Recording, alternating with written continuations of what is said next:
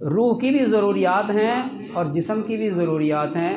روح کی ضروریات جسم سے بھی زیادہ ہیں، لیکن ہم روح کی ضروریات کی طرف متوجہ بہت کم ہیں، جسم کی ضروریات کی طرف ہم متوجہ ہیں۔ جسم کی ضروریات مٹی سے بنی ہیں اور روح کی ضروریات آسمانوں سے آئی ہے، اللہ کا امر ہے۔ اللہ کے نبی صلی اللہ علیہ وسلم نے جسم اور روح دونوں کی ضروریات کے اعتبار سے حکم جاری فرمائے ہیں۔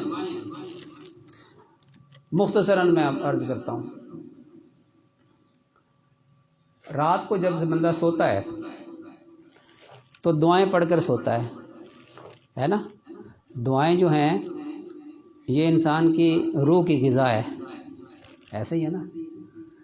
دائیں کروٹ پر سوتا ہے تو یہ انسان کی جسم کی ضرورت ہے، یہ انسان کی صحت ٹھیک رہے گی۔ باوضو ہو کر سوتا ہے، یہ انسان کی روح کی ضرورت ہے۔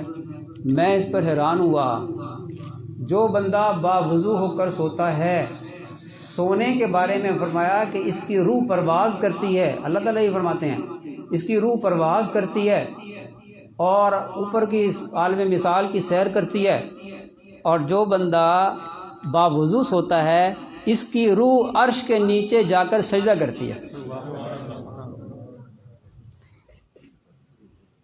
اس لیے کہ یہ اپنی روح کی غذا لے کر پرواز کر رہی ہے تو اس کی پرواز اونچی۔ یہ سو گیا اور دعائیں پڑھ کر ساری رات اس کی حفاظت رہی، اس کے جسم کی حفاظت رہی۔ صبح کو کیا ہوتا ہے؟ اللہ تعالیٰ فرماتے ہیں کہ جس کو موت آتی ہے اس کی روح کو ہم روک لیتے ہیں، اور جس کی موت ابھی نہیں آئی ہوتی اس کی روح کو ہم واپس جسم کے اندر ڈال دیتے ہیں۔ واپس روح جسم کے اندر آ گئی تو اب جب یہ جاگا تو جاگتے ہی کیا پڑھتے ہیں؟ الحمدللہ الذی احیانا بعد ما اماتنا والیہ النشور، یہ پڑھتے ہیں نا۔ اب یہ دعا روح کی غذا ہے کہ نہیں؟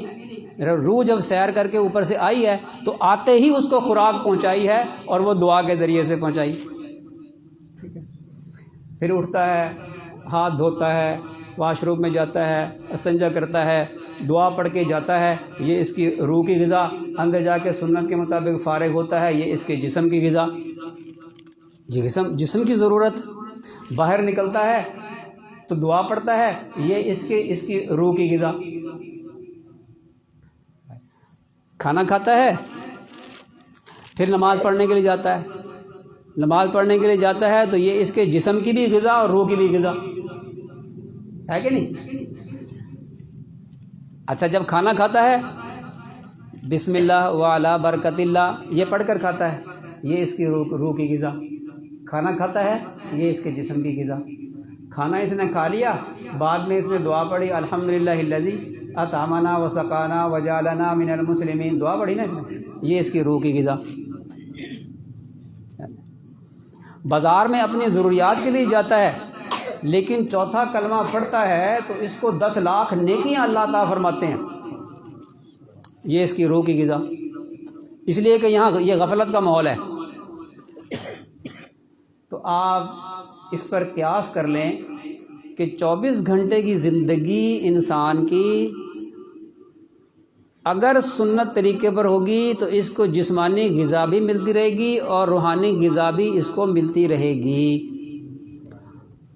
حسن ظن کرنا بھی ایک دل کا عمل ہے اور روح کا زیادہ تعلق دل کے ساتھ ہوتا ہے۔ دل جتنا زیادہ پاکیزہ ہوگا روح اتنی پاکیزہ ہوگی۔ تو حسن ظن کرنے سے روح پاکیزہ ہوتی ہے، روح نورانی ہوتی ہے۔ یہ تو ایک عمل ہے، اور دوسرے اعمال کو بھی آپ لے لیجئے تو اور سارے قلبی اعمال کو جب آپ اختیار کریں گے اور ظاہری اعمال کو بھی اختیار کریں گے تو روح کتنی نورانی ہو جائے گی۔